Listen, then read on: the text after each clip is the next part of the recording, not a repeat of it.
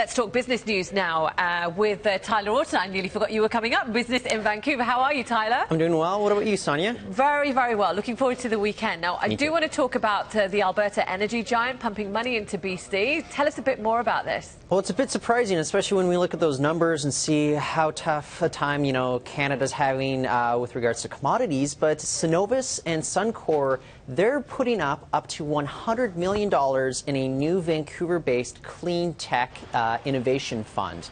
Now, the idea here is that Evoke Innovations will manage this fund.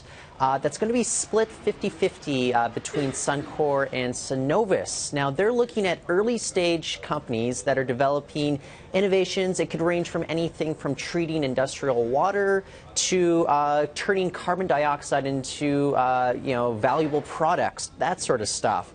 So, as I said before, it might be a little bit surprising that this is coming now when we're having so many difficulties with the energy sector.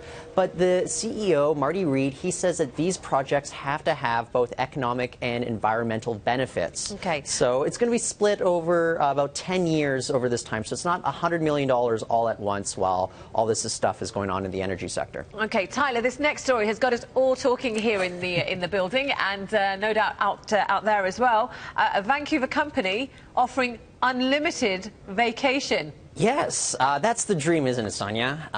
So BuildDirect, which is described as kind of the Amazon of construction supplies, they're one of Vancouver's biggest startups, along with Hootsuite, Global Relay, Vision Critical. They're beginning this week to offer unlimited vacation time for employees. Now, I talked to them, are there concerns that they're going to have people maybe abusing this a little bit? They figure we've already hired strong team members. They're not worried about that. They're going to be focused on goals here, performance. So if somebody's able to complete, all their tasks on their team and kick off for vacation for a couple weeks after that, they say, hey, as long as they're meeting their performance requirements, go for it. Now, I do believe them when they say this. The last time I spoke to the CEO, Jeff Booth, he was actually calling me from Hawaii. So they do take their vacation very seriously. And what I am seeing here is more signs that the tech sector is trying to retain and attract new talent to this particular industry, because right now the Canadian dollar is plummeting. We've seen that this morning. It's going to be tough to convince some people to take a job for, say, $80,000 in Vancouver when maybe they can get $120,000 US down in the Silicon Valley. What a great point you made there. And just a quick word on the Loonie this morning. I guess you're not surprised because we were expecting this, but how worried are you?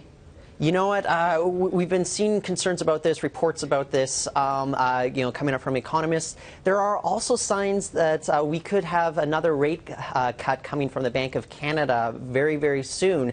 We may be seeing the Loonie going even further down, in the coming months and the coming weeks than what we're already seeing, which are just like some of these lows that we have not seen in more than a decade. And that basically means for us here?